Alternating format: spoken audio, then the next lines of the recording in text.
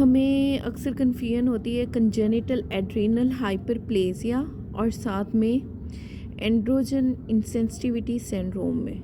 ठीक है, तो आज हम इसे डिटेल से डिस्कस करते हैं ताकि फर्दर कन्फ्यूजन ना रहे। कंजेनिटल एड्रेनल हाइपरप्लेजिया है क्या? Congenital adrenal hyperplasia is a group of genetic disorder है जो कि अफेक्ट करता है आपके एड्रीनल ग्लैंड्स को। अब ये एड्रीनल ग्लैंड जो है वो प्रॉपर वे में फंक्शन कर रहे होते हैं जो कि डिफरेंट हार्मोन प्रोड्यूस करते हैं। ठीक है, अगर यही हार्मोन इनका इम्बैलेंस हो जाए तो फिर क्या होगा? सेक्सुअल डेवलपमेंट ठीक तरह से नहीं होगी। कंजेनिटल एड्रेनल हाइपरप्लेजिया में ट्रीटमेंट क्या देते हैं? आप हार्मोन रिप्लेसमेंट थेरेपी देते हैं। अब जो एड्रेनल ग्लैंड है दोनों किडनीज के ऊपर पड़े होते हैं ना हमारे पास एड्रेनल ग्लैंड। ठीक है, और ये क्या क्या प्रोड्यूस करते हैं? इसमें जो जोन्स हैं डिफरेंट जोन डिफरेंट हार्मोन की प्रोडक्शन करते हैं, जैसे हमने GFR से याद किया है। अब देखें, एड्रीनल ग्लैंड के अंदर आउटर कार्टेक्स पड़ा है, इनर हमारे पास मेडुला पड़ा है। अब आउटर कार्टेक्स में हमने क्या याद किया? GFR। जी से क्या है? Zona glomerulosa. ठीक है, ये पड़ा है आपका जोना ग्लोमेरुलोसा। अच्छा, उसके बाद जोना फेसिकुलेटा, फिर जोना रेटिकुलरिस। ठीक है, ये सारे किस में आते हैं? कॉर्टेक्स में आते हैं। एंड पे आता है हमारे पास मेडुला। इनर साइड पे हमारे पास मेडुला पड़ा है। किधर? एड्रीनल ग्लैंड की इनर साइड पे। अब ये सारे जो जोन है वो डिफरेंट हार्मोन प्रोड्यूस करते हैं। जैसे जोना ग्लोमेरुलोसा क्या प्रोड्यूस करता है? मिनरेलोकॉर्टिकॉइड। फेसिकुलेटा क्या प्रोड्यूस करता है? ग्लूकोकॉर्टिकॉइड। रेटिकुलरिस क्या प्रोड्यूस करता है? एंड्रोजेंस। मेडुला क्या प्रोड्यूस करता है? एपिनेफ्रिन। अब अगर इसी एड्रीनल ग्लैंड की, ठीक है, कोई कंजेनिटल एबनॉर्मेलिटी हो जाती है, ये एब्सेंट हो जाता है या फिर इसकी एजनेसिस हो जाती है या इसका कोई फंक्शनल डिफेक्ट आ जाता है, तो क्या होगा? यही हार्मोन्स अफेक्टेड होंगे। अगर ये हार्मोन अफेक्ट होते हैं तो क्या सेक्सुअल डेवलपमेंट अफेक्ट होगी? हाँ जी होगी, क्योंकि एंड्रोजेंस हैं, इसमें ग्लूकोकॉर्टिकॉइड्स हैं, मिनरेलोकॉर्टिकॉइड्स हैं, इन सब में अफेक्ट पड़ेगा। ठीक है, अब देखो, अगर कॉर्टिसोल क्या करता है? Cortisol help your body respond to illness. अब कार्टिसोल अगर अफेक्टेड हो गया तो आप इलनेस को सही तरह से उसके ख़िलाफ़ जो है वो फाइट नहीं कर सकते। इंजरी एंड स्ट्रेस को आप कोप नहीं कर पाते। ठीक है, अगर कॉर्टिसोल लेवल आपकी बॉडी में लो हो जाता है। अच्छा, इसके अलावा ये क्या करता है? आपके ब्लड प्रेशर को मेंटेन कर रहा होता है, एनर्जी लेवल और ब्लड शुगर लेवल को भी मेंटेन करता है। अब कार्टिसोल अगर नहीं है CAH की वजह से तो ये सारे मसाइल होंगे आपके साथ। मतलब इलनेस को कोप नहीं कर पाएंगे आप, स्ट्रेस को कोप नहीं कर पाएंगे, ब्लड प्रेशर ठीक नहीं रहेगा, ब्लड शुगर लेवल ठीक नहीं रहेगा। ठीक है, अगर एल्डोस्टेरॉन ने क्या करना होता है? मेन काम होता है इसका आपके ब्लड प्रेशर को और ब्लड वॉल्यूम को रेगुलेट करना। अगर ये अफेक्टेड है तो जाहिर सी बात है ये फिर रेगुलेशन नहीं हो पाएगी आपकी बॉडी में। और मेन चीज़ जो अफेक्टेड होती है वो क्या होती है? एंड्रोजन। CAH में एंड्रोजन अफेक्टेड होते हैं। Androgen are the male sex hormone, जैसे टेस्टोस्टेरॉन। ठीक है, ये हेल्प करते हैं kick off puberty and play an important role in normal growth of development. अगर आपको CAH है तो उससे क्या होगा? स्पेसिफिक इंजाइम ये सारे डेफिशिएंट हो जाएंगे। मतलब कॉर्टिसोल भी डेफिशिएंट होगा और एल्डोस्टेरॉन भी डेफिशिएंट होगा और साथ में एंड्रोजन भी डेफिशिएंट होगा। जब ये हार्मोन प्रोड्यूस नहीं होंगे तो जाहिर सी बात है इनकी प्रॉपर फंक्शनिंग ना होने की वजह से क्या होगा, ये हम आगे देखते हैं। What is the different type of congenital adrenal hyperplasia? तो क्या कंजेनिटल एड्रीनल हाइपरप्लेसिया एक ही किस्म का होता है या इसकी कोई टाइप्स हैं? मतलब स्वेयर हो सकता है, मोर स्वेयर हो सकता है, ठीक है, और या इसके अलावा कोई और भी इफेक्ट आ सकते हैं, तो वो हम देखते हैं। दो मेन तरह की कंजेनिटल एड्रीनल हाइपरप्लेसिया हैं हमारे पास। एक है क्लासिकल, एक है नॉन क्लासिकल। ठीक है, अब सबसे पहले देखते हैं classical adrenal hyperplasia. Classical adrenal hyperplasia more serious form है। इसमें शॉक भी हो सकता है और कॉमा भी हो सकता है उसकी कॉम्प्लिकेशन की वजह से। अब इसे फर्दर दो सब टाइप में डिवाइड किया गया, क्लासिकल कंजेनिटल एड्रीनल हाइपरप्लेजिया को फर्दर 2 टाइप्स में सब टाइप्स में डिवाइड किया गया है। एक है salt wasting congenital adrenal hyperplasia. इसके अंदर क्या होता है, salt wasting is more severe form of congenital adrenal hyperplasia. अगर आपका साल्ट ही वेस्ट हो रहा है तो क्या होगा, सबसे पहले तो एड्रीनल ग्लैंड बहुत कम एल्डोस्टेरॉन प्रोड्यूस कर रहे हैं। अब हमने पहले भी पढ़ा है कि एल्डोस्टेरॉन और पोटाशियम मेन की फैक्टर है एल्डोस्टेरॉन के रिलीज़ होने का। अब एल्डोस्टेरॉन है नहीं, पोटाशियम आपकी बॉडी में एकमुलेट होना शुरू हो जाएगा, ठीक है। उसके साथ क्या होता है, without enough aldosterone your body can not regulate, और पोटाशियम के साथ साथ क्या, सोडियम भी रेगुलेट नहीं होगा। Low level of aldosterone result in too much sodium being lost from the body in your P, ठीक है। तो क्या होगा, ज़्यादा से ज़्यादा एक्सेसिव आपका सोडियम रिलीज़ होना शुरू हो जाएगा इन यूरिन। अच्छा, इसके अलावा आता है हमारे पास simple virilising congenital adrenal hyperplasia. इसमें क्या होता है, ये नॉन साल्ट वेस्टिंग और more moderate form of the congenital adrenal hyperplasia.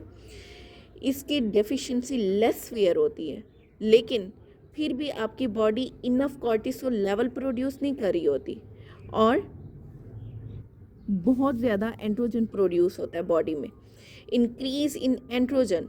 अब एंड्रोजन अगर बहुत ज़्यादा प्रोड्यूस हो गया तो उसकी वजह से क्या होगा, सेक्सुअल डेवलपमेंट के सिम्टम्स जो है ना वो अफेक्टेड हो सकते हैं। अच्छा, नॉन क्लासिकल एड्रीनल हाइपरप्लेजिया, ये माइल्डेस्ट फॉर्म ऑफ CAH है।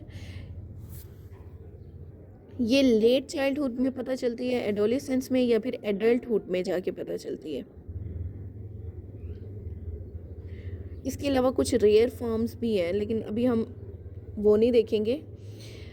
Who does congenital adrenal hyperplasia affect कैसे करता है, ये मेनली इन्फेंट्स को अफेक्ट करेगा, चिल्ड्रन को अफेक्ट करेगा, और उसके बाद जाके कहीं एडल्ट्स वगैरह जो है, क्योंकि ये ऐसे इफेक्ट हैं जो पहले ही आपको पता चल जाते हैं। अब इसका कितना कॉमन है, रेट क्या है, क्लासिकल जो कंजेनिटल एड्रीनल हाइपरप्लेजिया है वो एवरी 10,000 to 15,000 पीपल में से एक पीपल को अफेक्ट करता है in United State and Europe, जबकि non classical congenital adrenal hyperplasia affect करता है 100 to 200 पीपल में से किसी एक को, ठीक है। बोथ क्लासिकल और non classical congenital adrenal hyperplasia world wide peoples को अफेक्ट करते हैं। अब जो मेन चीज़, जो मेन टॉपिक हमने देखना है वो यही है, सिम्टम एंड काज। क्या सिम्टम है, क्या काज है, और किससे हमें पता चलता है। What are the symptom of congenital adrenal hyperplasia. Congenital adrenal hyperplasia can cause various symptom depending on the type and your sex, ठीक है। सबसे पहले देखते हैं क्लासिकल कंजेनिटल एड्रीनल हाइपरप्लेजिया। इसमें क्या होता है, हाई लेवल ऑफ एंड्रोजन्स होते हैं इन आवर बॉडी। जो एलिवेटेड एंड्रोजन लेवल है वो काज करते हैं ambiguous genitalia in the infant, ठीक है। इन infant assigned female at birth, your baby external sex organ resemble typical male genital, but your baby still has a typical internal female organ।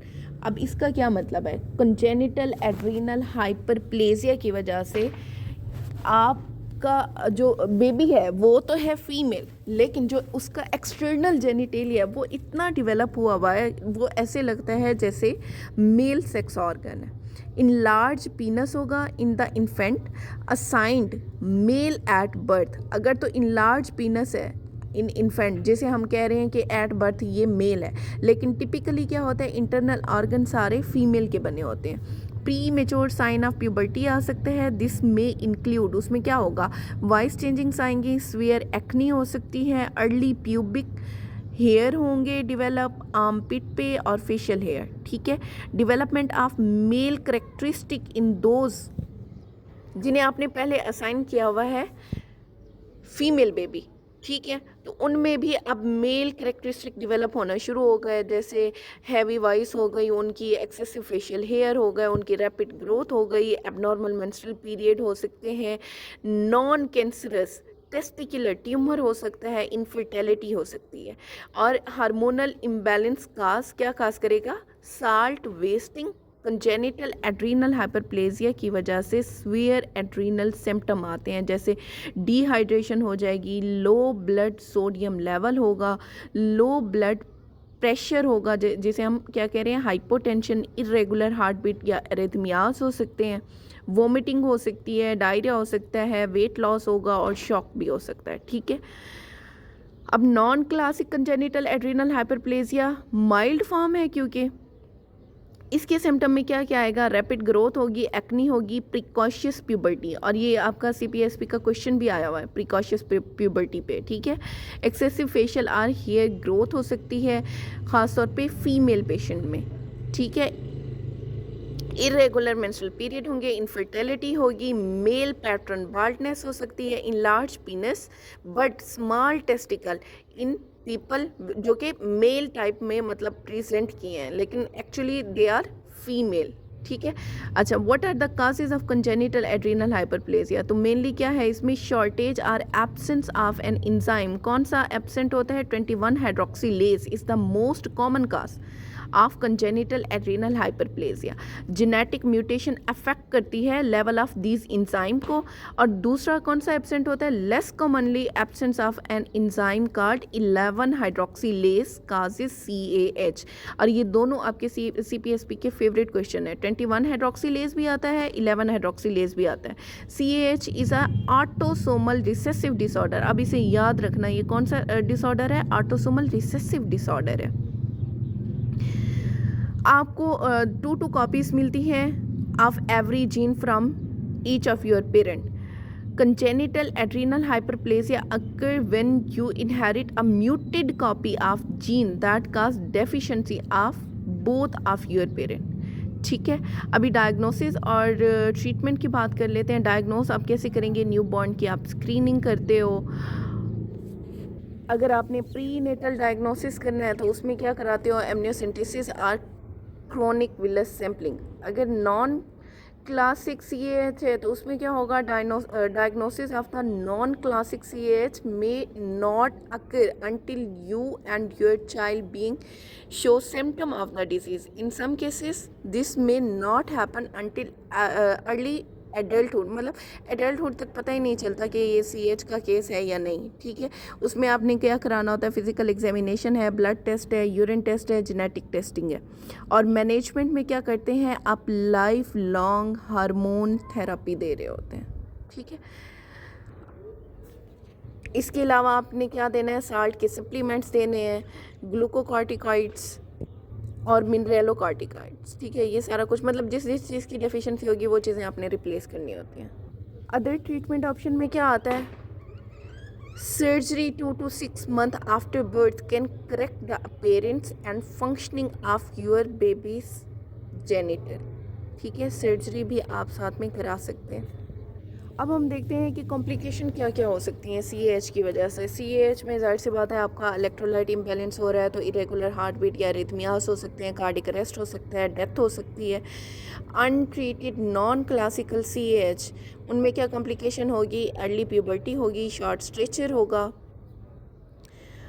Permanent mail body ट्राइट हो सकते हैं, irregular period हो सकते हैं और infertility हो सकती है।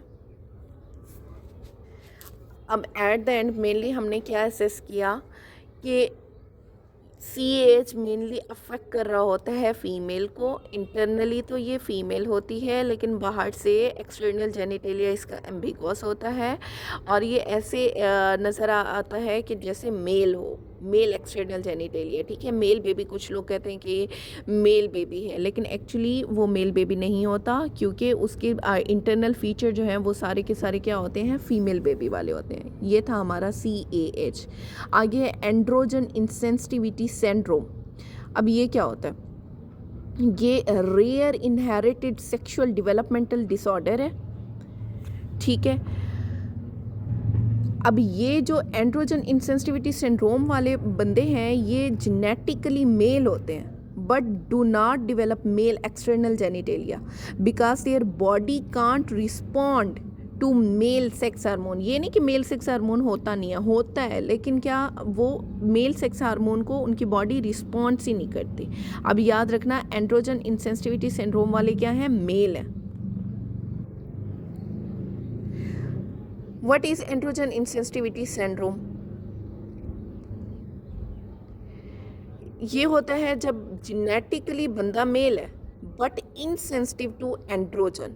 ठीक है, मेल सेक्स हार्मोन है लेकिन वो कोई असर ही नहीं शो करा रहा। इसका क्या मतलब है कि पर्सन के अंदर मेल सेक्स हार्मोन 1X और 1Y क्रोमोसोम है, ठीक है, but may have female genitalia. हो सकता है उसका external genitalia look like female, लेकिन क्या होता है उसके अंदर एक एक्स क्रोमोसोम होता है, एक वाई क्रोमोसोम होता है।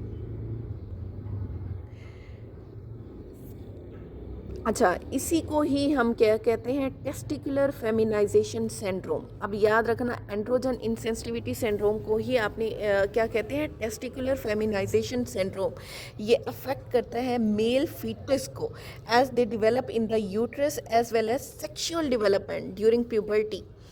एंड्रोजन इंसेंसिटिविटी सिंड्रोम प्रिवेंट करते हैं male genital from developing as well as they should. मतलब जैसे नॉर्मल रूटीन में डेवलप होने चाहिए वैसे डेवलप नहीं हो पाता। मेल एक्सटर्नल या सेक्स ऑर्गन उस तरह से डेवलप नहीं हो पाते, ठीक है। अब नेक्स्ट देखते हैं, are these different type of androgen insensitivity syndrome, या फिर एक ही टाइप का होता है? नहीं, ये डिफरेंट टाइप का है। 3 डिफरेंट टाइप्स हैं इसकी। कौन कौन सी? पहले है हमारे पास कंप्लीट एंड्रोजन इंसेंसिटिविटी सिंड्रोम। इसमें तो पर्सन का एक्सटर्नल जेनिटेलिया अपीयर ही एज अ फीमेल होता है, ठीक है, लेकिन उसके अंदर क्या होता है, फीमेल सेक्स ऑर्गन नहीं होते। जैसे कोई ओवरी नहीं होगी, कोई फैलोपियन ट्यूब नहीं होगी, कोई यूट्रस नहीं होगी। अब अक्सर जो हमारे पास CPSP में सिनेरियो आता है उसमें यही होता है कि आपने अल्ट्रासाउंड किया तो उसमें एब्सेंट यूट्रस होती है। वैसे फीमेल आई है आपके पास, मतलब प्रेजेंट की, और फिर जब आप उसका अल्ट्रासाउंड करते हो तो नो ओवरी नो यूट्रस। तो वो किस चीज़ का सिनेरियो है, टेस्टिकुलर फेमिनाइजेशन या एंड्रोजन इंसेंसिटिविटी सिंड्रोम। और कौन सी type? Complete androgen insensitivity syndrome, ठीक है। नेक्स्ट है पार्शियल एंड्रोजन इंसेंसिटिविटी सिंड्रोम। अच्छा, इसमें क्या होता है कि पर्सन का ना एक्सटर्नल जेनिटेलिया वो ना तो फीमेल जैसा होता है ना मेल जैसा होता है। मतलब इतना एम्बिगुअस सा होता है, पता ही नहीं चल रहा होता कि ये क्या है। और मतलब पर्सन ये नहीं असेस कर पाता इज़ इट फीमेल और मेल, ठीक है। तो क्या करना है आपने, अब उनने बताया हुआ है कि people with partial androgen insensitivity syndrome often raised as, कैसे रेस करते हैं, एज द बॉयज़, लेकिन ऑलवेज ऐसा नहीं होता। हो सकता है कुछ एज अ गर्ल भी रेस करते हो। मतलब ये कि एक्सटर्नल जेनिटेलिया के ऊपर आपका डिफ्रेंशिएशन आप सही तरह से नहीं बनाते। तो जो आप डिफ्रेंशिएट कर पाओगे, अगर फीमेल डिफ्रेंशिएट आप करते हो तो वो एज अ फीमेल ग्रो करेगी, अदरवाइज वो एज अ मेल ग्रो करेगा। अच्छा, माइल्ड एंड्रोजन इंसेंसिटिविटी सिंड्रोम, इसमें पर्सन का जेनिटेलिया जो है वो मेल जैसा है बट यूजुअली ये इनफर्टाइल होते हैं। Some expert consider mild androgen insensitivity syndrome a type of partial androgen insensitivity syndrome. अब who get androgen insensitivity syndrome? Male who inherit an abnormal gene. अब वो जीन कौन सा है? AR gene. AR stand for androgen receptor gene from their mother have 1 in 4 chance of developing androgen insensitivity syndrome, ठीक है। Female can also inherit or carry the gene but they would not develop AIS. अब हमारे पास common, कितना common है androgen insensitivity syndrome? ये बहुत rare disorder है। ये अफेक्ट करता है ओनली 1 in 99,000 मेल इन्फेंट को, ठीक है, और 2 to 5% per 100,000 births. अब नेक्स्ट है what cause androgen insensitivity syndrome. Androgen insensitivity syndrome abnormal x linked gene है जो कि मदर से चाइल्ड की तरफ जाता है। अब इसी डिफेक्ट की वजह से, इसी जीन डिफेक्ट की वजह से क्या होता है, रिसेप्टर ठीक तरह से नहीं बन पाता। ठीक है, the gene can not produce androgen receptor, the cell that allow your body to respond to androgen such as testosterone. अब जब ये रिसेप्टर ही नहीं बनेंगे तो वो क्या करेगा, टेस्टोस्टेरोन को रिस्पॉन्स नहीं करेगा। अब है symptom of the androgen insensitivity syndrome. Most common symptom तो है हमारे पास इनफर्टिलिटी। अब ये डिपेंड करता है कि वो एज अ मेल ग्रो किया है बेबी या एज अ फीमेल ग्रो किया है। ठीक है, इसके अलावा अदर साइन एंड सिम्टम में क्या आता है हमारे पास, abnormally tall stature of the female during puberty, amenorrhoea या फिर नो मेंस्ट्रुअल पीरियड, लिटिल और नो प्यूबिक हेयर। ठीक है, नैरो और शैलो वेजाइना, अनडिसेंडिंग टेस्टिकल्स हो सकते हैं। अदर साइन में क्या आएगा, बाइफिड स्क्रोटम होगा, क्लिट्रोमेगैली हो सकता है जिसे हम क्या कहते हैं, लार्ज क्लाइटोरस, गायनिकोमेस्टिया हो सकता है, in large male breast tissue, hypospadias हो सकता है, और लेबियल एडहियंस हो सकते हैं, माइक्रोपीनस हो सकता है, पार्शली अनडिसेंडिंग टेस्टिस हो सकते हैं। और अदर साइंस में क्या आएगा हमारे पास, gynaecomastia, micropenis and sparse body hair. अब है आपने डायग्नोसिस कैसे करना है इसे। डायग्नोस आप कर सकते हैं ब्लड टेस्ट से, उसे हार्मोन लेवल चेक करा सकते हैं, sex chromosome and genetic abnormalities देखना है, और साथ में अल्ट्रासाउंड कराना है जो कि कंफर्म करेगा absence of the female reproductive organs को। अब मैनेजमेंट और ट्रीटमेंट की अगर बात की जाए तो आपने स्टार्ट में इसकी कोई ट्रीटमेंट नहीं करनी, आपको चाइल्ड को ग्रो करने देना है। ठीक है, ताकि उसकी डेवलपमेंटल चेंजिंग्स जो हैं उस बच्चे की वो पूरी हो जाए। उसके बाद फिर आपने जो है डिसाइड करना है कि इसकी सर्जरी करानी है। ठीक है, अब बोथ पेरेंट डिसाइड करते हैं कि अब आगे आपने बच्चे की जो सर्जरी करानी है उसमें क्या करना है। Child raise as a male may choose to have, अगर तो वो male as a male raise हुआ है तो आपने क्या कराना है, उसका हाइपोस्पेडियसिस को रिपेयर कराना है, और चीटोपेक्सी करानी है, जैसे अनडिसेंडेड टेस्टिकल वगैरह होते हैं। ठीक है, उन्हें रिपेयर कराना है, ब्रेस्ट रिडक्शन सर्जरी करनी है, हर्निया रिपेयर करना है, हार्मोन थेरापी देनी है विद द टेस्टोस्टेरोन। लेकिन अगर चाइल्ड रेज किया है एज अ फीमेल तो फिर सर्जरी करेंगे to remove the male external genitalia and extra clitoral tissue को नॉन सर्जिकल वेजाइनल डायलेटेशन करते हैं to make the vagina deeper, hormone therapy with oestrogen करते हैं। ठीक है, बस यही डिफरेंस था इन दोनों में। एंड्रोजन इंसेंसिटिविटी सिंड्रोम में हमेशा याद रखना है आपने कि जीन का डिफेक्ट आता है, रिसेप्टर का डिफेक्ट आता है, जिसमें टेस्टिकल ने रिस्पॉन्स नहीं करना होता। ठीक है, और ये क्या होते हैं, जेनेटिकली मेल होते हैं। एंड्रोजन इंसेंसिटिविटी सिंड्रोम वाले जेनेटिकली मेल होते हैं।